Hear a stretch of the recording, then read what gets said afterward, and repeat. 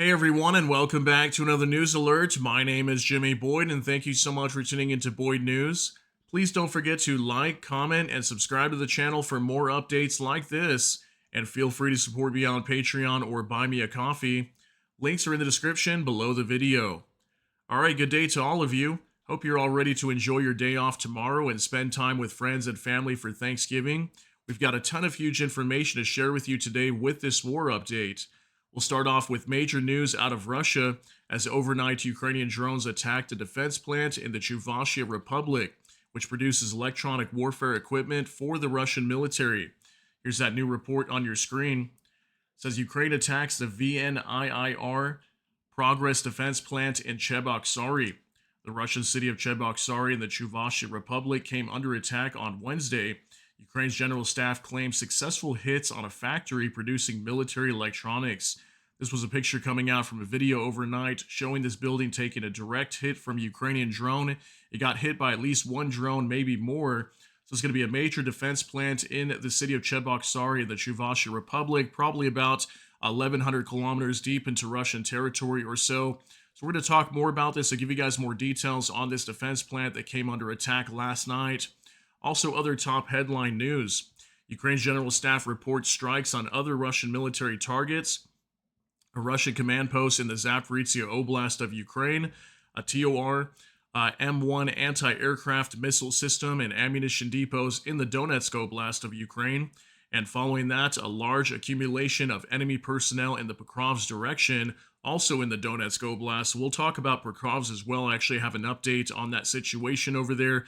A major transport and rail hub city for the Ukrainians in the Donetsk Oblast. We're hearing today that it's currently starting to fall even more, and the Russians are apparently starting to encircle that city more every single day, so it's not looking good for the Ukrainians over there.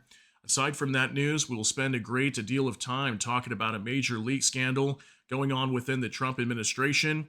Bloomberg has leaked a call between Trump's special envoy Steve Witkoff and Vladimir Putin's foreign policy aide Yuri Ushakov. Witkoff allegedly advised Russia on how to pitch the Ukraine peace deal to Trump. U.S. Congress members have reacted negatively and are calling Witkoff a traitor and a Russian agent.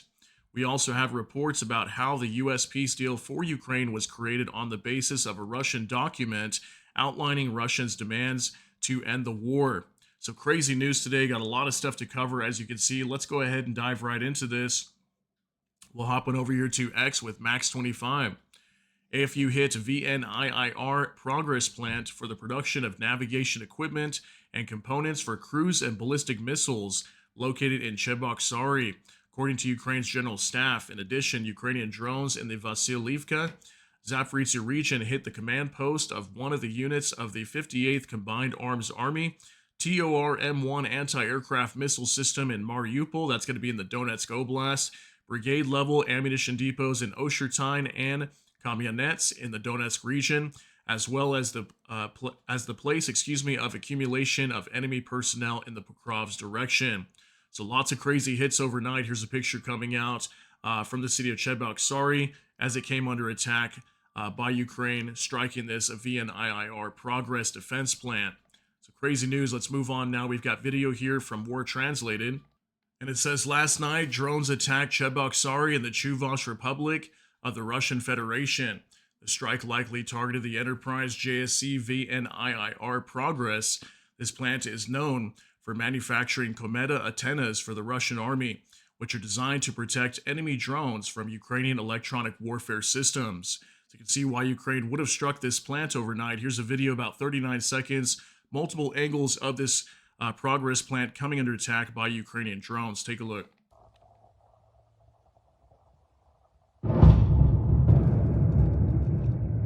Пиздец. Я в ахуе. А вот...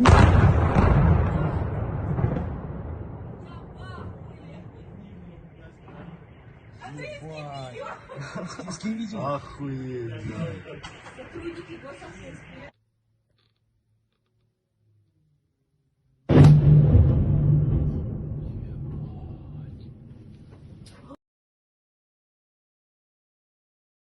Саш,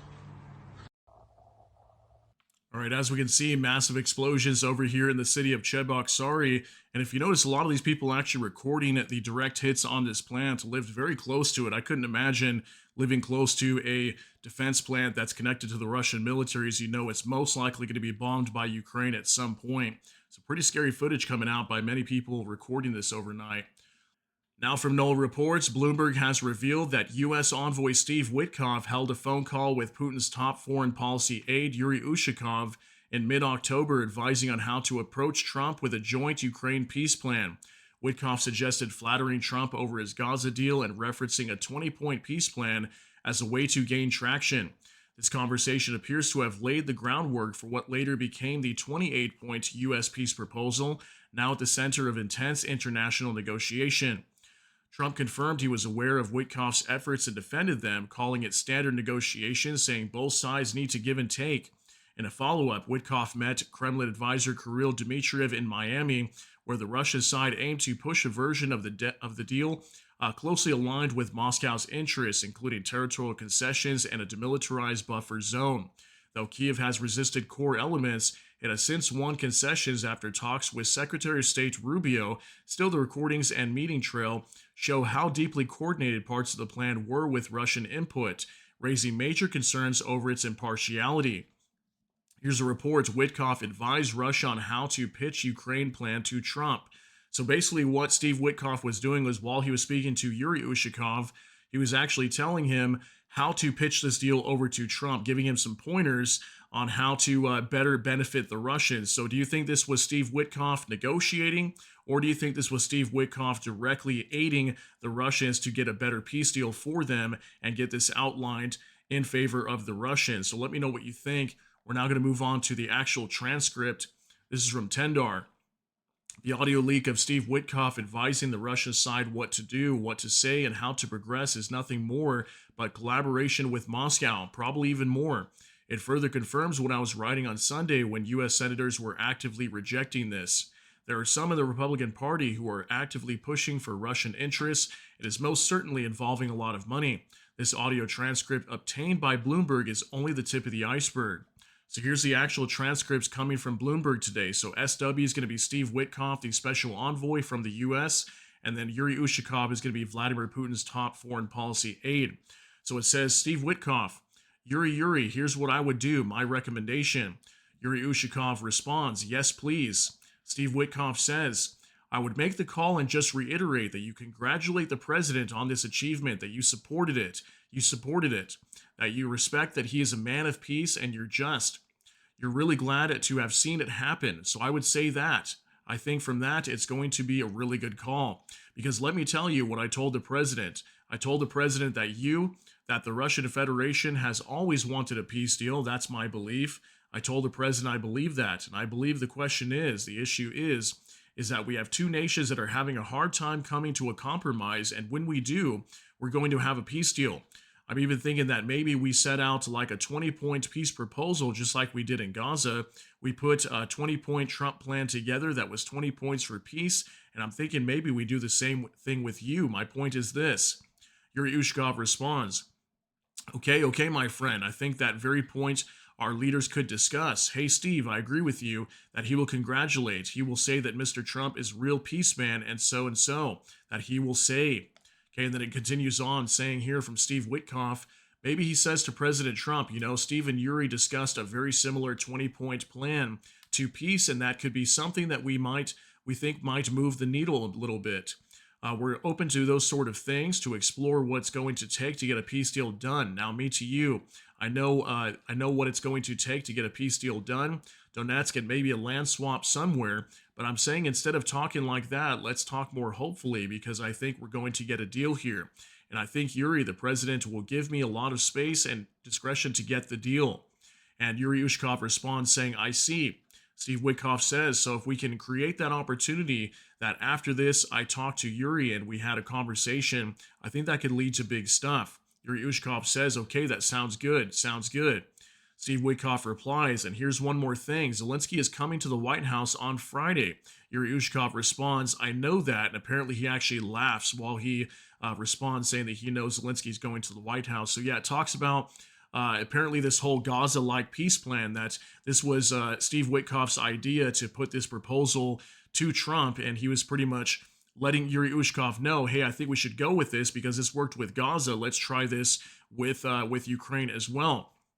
So what do you guys think about this? Do you think this is Steve Witkoff actually negotiating, on behalf of Ukraine and Russia, or do you think this is him more siding with the Russians and actually trying to help out to make sure that Russia can get what they want with this peace deal? Because this 28-point peace plan lines up a lot with the similar peace plan to what was done with Gaza, which makes sense why this was actually proposed from Steve Witkoff to Yuri Ushakov. Okay, so very interesting news. Let's keep moving now. Visioner reports traitor and Russian agent. U.S. Congress demands Steve Witkoff's dismissal after leaked calls with Kremlin officials. Representative Ted Lieu condemned Witkoff's actions as unacceptable, stating, "He's a true traitor. Steve Witkoff should be working for the United States, not Russia." Republican Congressman Dan Bacon went even further, calling Witkoff a Russian agent for the second time in one day and demanded his immediate removal from office. Republican Congressman Brian Fitzpatrick described the leaked pact and phone communications as a serious problem. There is one of many reasons why these absurd theatrics and secret meetings must stop. Let Secretary of State Marco Rubio do his job honestly and objectively. Former U.S. Ambassador to Russia Michael McFaul stressed that American officials must defend U.S. interests alone, not the interests of warmongers. He described Witkoff's behavior as shocking. Okay, so you can see a lot of Congress members not happy with these new leaked details regarding this phone call with Yuri Ushakov and Steve Witkoff today. So comment down below. Let me know how you feel about this. Are you favorable of this conversation between Steve Witkoff and Yuri Ushakov, or do you think this is directly against the United States and its interests, and obviously regarding Ukraine? Now, Noel reports Putin's negotiations leader Kirill Dmitriev responded to the Bloomberg leaks with a series of posts accusing warmongers and war profiteers of trying to sabotage the U.S.-led peace effort. He claims media attacks are driven by those who benefit from continued conflict, but insists truth and peace will prevail. So Kirill Dmitriev, the other top policy aide to Vladimir Putin, who was also in the United States recently, right after Russia got hit by those sanctions from the U.S., he's claiming that he thinks that the media is trying to derail negotiations between the U.S. and Russia right now, because obviously Russia's in the spotlight.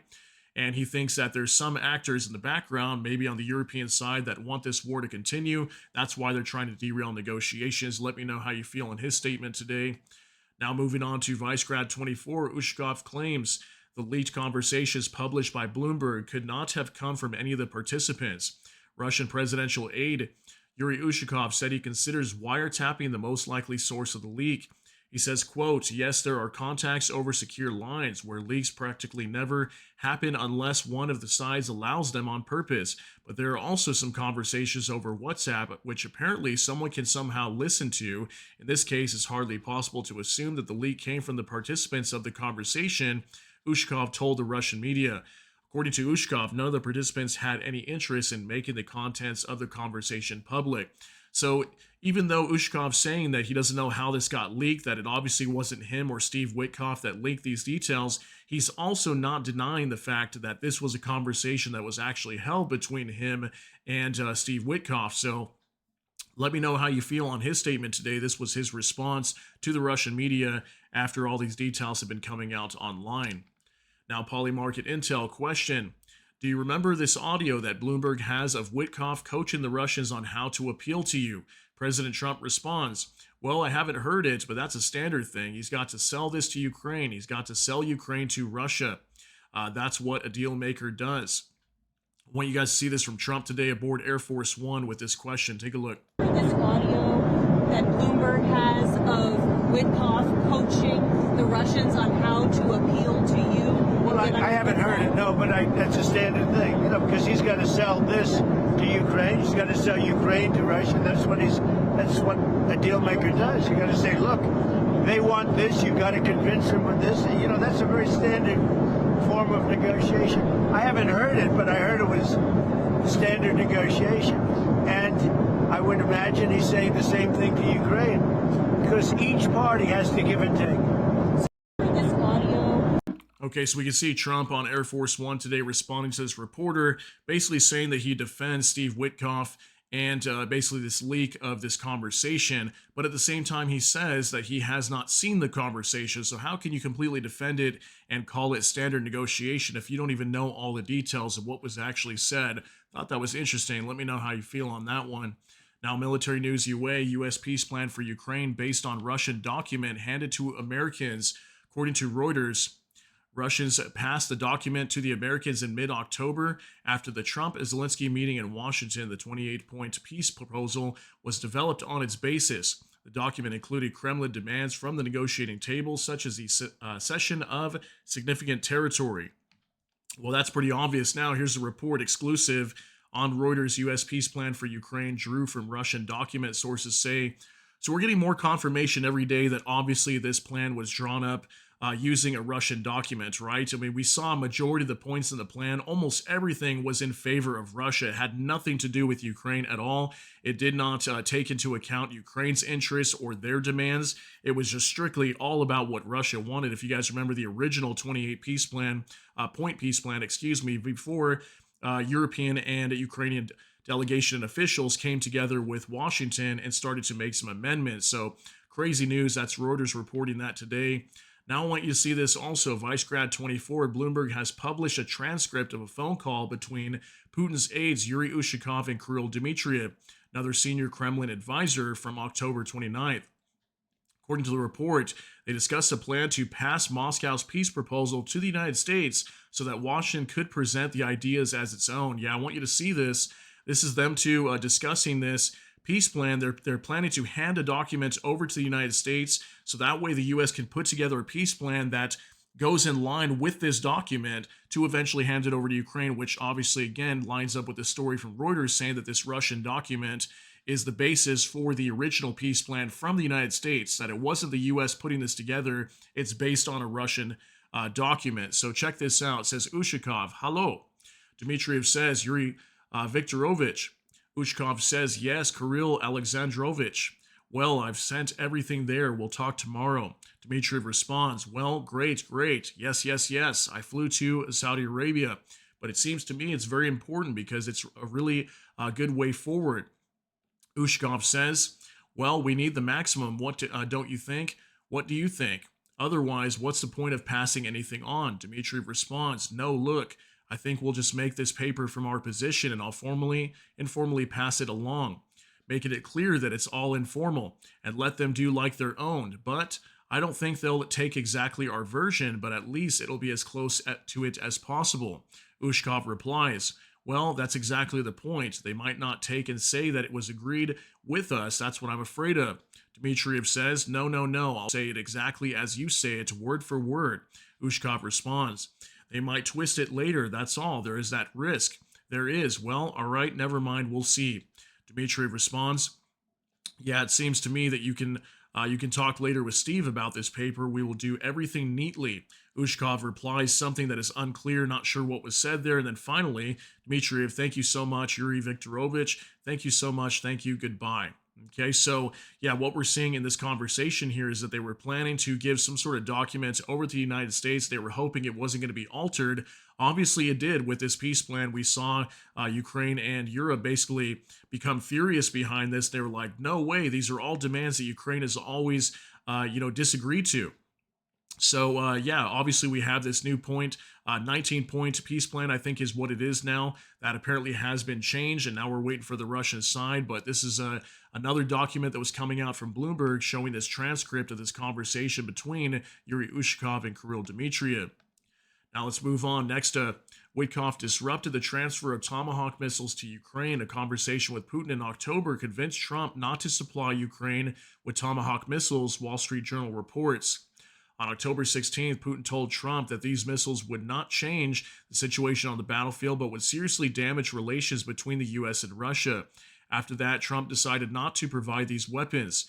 The outlet also reports that Witkoff passed information to Russia about Zelensky's planned visit to the U.S., where he intended to discuss the missile transfer. This allowed the Kremlin to organize a call with Trump in advance and change the tone of negotiations between Kyiv and Washington. Yeah, if you guys remember, Vladimir Putin called Trump like a day before Zelensky was going to show up at the White House to ask for Tomahawk missiles. Then Trump basically told him, no, you're not going to receive them right now. Here's a report. Wall Street Journal: White House defends Witkoff after leak of conversation with Russian official. So yeah, apparently Steve Witkoff came over to Trump shortly after Trump, announcing that he was thinking about sending these Tomahawk missiles over to Ukraine, and apparently derailed that and made it not possible for Ukraine to receive these based on a statement that he gave over to Trump. So let me know how you think on that one there. Now moving on to Visioner. Russian Deputy Foreign Minister Sergei Ryabkov stated that Russia will not make concessions on any key issues of the special military operation. There could be no discussion of concessions or retreats from our positions on the key matters we face, including within the context of the special military operation, Ryabkov told RA Novosti. He added that Moscow is not prepared to publicly discuss various versions of peace proposals for Ukraine. As a reminder, the key points currently under dispute involve Ukraine's non-accession to NATO, limits on the size of Ukraine's armed forces, and territorial issues. Kyiv has firmly rejected all three in the updated peace framework. So here's Sergei Ryabkov coming out today, the Russian deputy foreign minister, and claiming they will not back down from their key demands. Okay, so Russia's got their key demands, Ukraine's got their key demands, and basically both sides are opposite. So I think, if anything, the Russians will come out to reject this peace plan. If some people could probably even say they already have, but this is more show that the Russians are not going to agree to any plan with Ukraine. Here's more information. Null reports. Kremlin spokesman Dmitry Peskov says it's too early to conclude that the war in Ukraine is nearing its end, urging against rushed assumptions despite ongoing negotiations. More show right here out of the Kremlin that they're not going to agree to anything. He's saying that we're a long way away from a peace deal. Let me know how you feel on his statement there. Now, Ukrainian Review. Journalist says, what concessions will the Russians have to make? Trump responds, their main concession is to stop fighting and not occupy more territory, or any more territory, excuse me. Yeah, this was a real statement from Trump. We actually have heard him say this before. Like, can you imagine that? Trump doesn't have a better answer as to what Russia is going to have to concede in this war. It really seems like, Trump just does not care about what the Russians are going to have to concede. He cares more about what Ukraine is going to concede. Clearly, in a way, describing things like he said in the past, that Ukraine does not hold any cards. We're clearly back to that same concept again with Trump. And, making statements like this, that the Russians are only going to have to concede the fact that they're not going to take any more territory. I don't really see how that's a concession, considering the fact that they invaded Ukraine and took away their land. That's absolutely insane. Now, Vice Grad 24, Ukraine accepts the U.S. peace plan, but rejects three key conditions. These conditions include limiting the size of the army, abandoning NATO membership, and making territorial concessions. The clause in Ukraine not joining NATO is absolutely unacceptable, according to a CNN source. In this way, Russia is attempting to interfere in the internal affairs of the alliance, an organization is not a member of. Yeah, isn't that crazy that Russia can make demands and say Ukraine can't join NATO, but Russia's not in NATO? So how can Russia say that Ukraine can't join NATO? Obviously, it's making a holdup with these negotiations. If Russia says Ukraine can't join NATO, but Ukraine says yes, we will join NATO, then obviously there's no peace plan that will be signed, right? So that's where Russia has some leverage, but at the same time, they're not in NATO. So Ukraine's got some key decisions here that need to be worked out. Obviously, talking about the size of the army, abandoning NATO membership, and talking about territorial concessions. From what we understand, that's supposed to be worked out between Zelensky and Trump whenever they meet here in the next few weeks. Now, Ukrainian Review. In Zaporizhia, enemy UAVs damage at least 7 high-rise buildings and several private houses. A dormitory, a store, a gas station, and one of the enterprises were damaged. 7 people have already been injured. These are pictures coming out from Zaporizhia in southern Ukraine. Overnight, major drone attacks being reported over here, and we had reports of people being injured. I'm not sure if anybody was killed in these strikes, but unfortunately, several people being injured. We got high-rise buildings being struck, people's homes catching on fire, apartments being destroyed. Absolute horrendous attack onto Zaporizhia overnight in southern Ukraine. Now, Max 25, the number of civilians killed by Russia in Ukraine in the first 10 months of this year is 4 times higher than in the whole of last year, according to the UN. 548 people have died in Ukraine since the beginning of the year. Another 3.5 thousand were injured. Isn't that insane, guys? More people losing their lives in this war in Ukraine. These are civilians, not people actively participating in the fighting. There's civilians being killed by drone and missile attacks, most likely, or bombs, aerial bombs being dropped. More this year than 4 times higher than the whole of last year. That's absolutely crazy. Very sad to report that news, but more people this year losing their lives compared to last year. Now, Vicegrad 24, Ukraine to receive $5 billion in weapons by the end of the year under the PURL program. Ruda emphasized that in addition to the PURL mechanism, there is a Czech initiative for ammunition and efforts by Lithuania and Denmark to purchase defense equipment from Ukraine. European countries will also continue supplying weapons from their own stockpiles. According to NATO Secretary General Mark Rutte, Ukraine receives approximately $1 billion in military aid per month under this program. So good to hear so far the PURL initiative is working out. This is basically where NATO nations can buy weapons from the United States and have them delivered directly over to Ukraine. And we've got Mark Rutte, the Secretary General of NATO, claiming that Ukraine will receive $5 billion in weapons by the end of the year under the PURL program. And good to hear they're currently receiving about, on average, $1 billion per month under this program. So good to hear that. Now, Bliskovka, according to the deep state map, the Russians have advanced in the Pokrovsk area.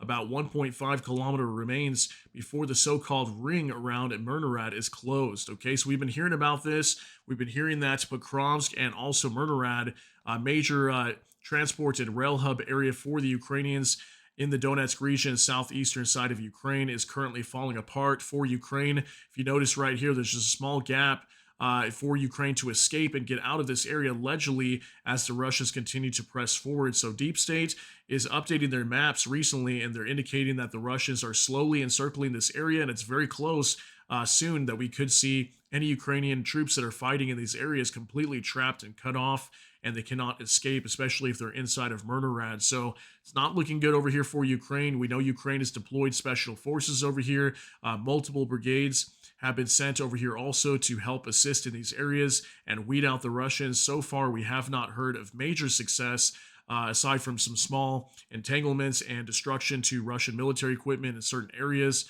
But aside from that, what we're still hearing is the Russians are continuing to encircle this area, and it's getting worse by the day.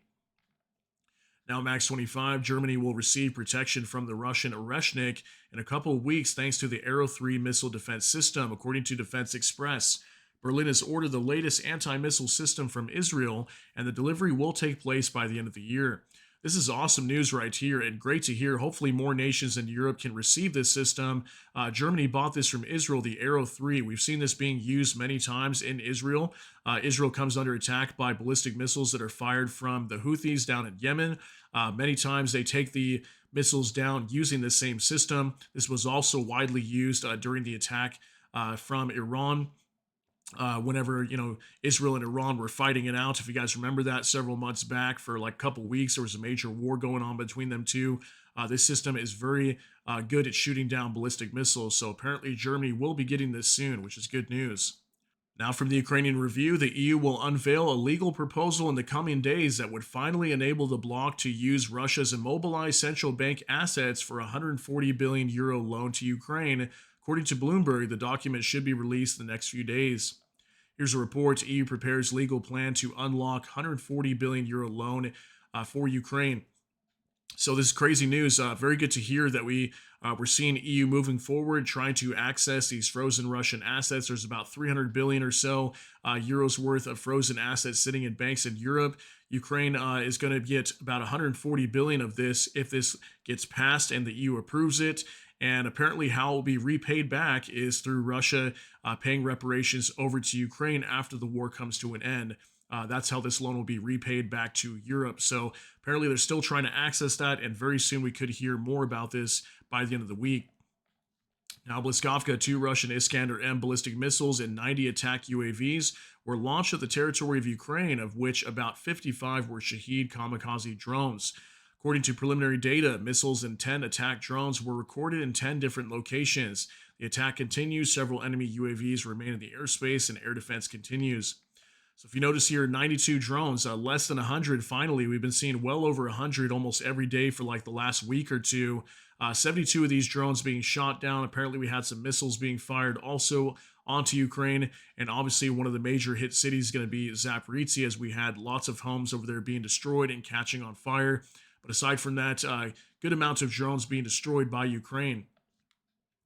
Now, Kyiv Independent, these are the indicative estimates of Russia's combat losses as of November 26, according to the Armed Forces of Ukraine. In our final update, Russia's losses as of November 26, 980 troops, 1 AFV, 124 vehicles and fuel tanks, 4 tanks, 44 artillery systems, 743 UAVs, 14 cruise missiles, 2 anti-aircraft warfare systems, and 1 special equipment. All right, so yet again, another special equipment being destroyed. Yesterday, we had 3 of these, 2 anti-aircraft warfare systems. We know one of those is going to be a TOR M1 that was essentially destroyed in the southern side of Ukraine. We reported that to you guys at the start of the video. And then over here, 44 artillery systems. These numbers spiking up a lot today. We've been seeing on average about 15 or so there. 4 tanks and AFV, still pretty low numbers, but significant amount of tanks being destroyed today. 124 vehicles and fuel tanks. These numbers have been jumping up a little bit over the last 2 days, but recently have been very low, like 60 or 70 on average. And then troop numbers right about average numbers there on 980, close to 1,000. So guys, I want to thank you very much for tuning in for today's update on November 26, 2025 on Tuesday. Hope you guys all have a great day out there. Enjoy your day. Let me know what you think about all these details down below in the comment section. That's going to be it for today's update. If you got something out of this, please smash that like button. Also, if you enjoy my content, please consider subscribing down below. Hit the notification bell. That way YouTube can notify you. And with that, hope you all have a great day. Everybody take care and God bless. And we'll see you in the next one.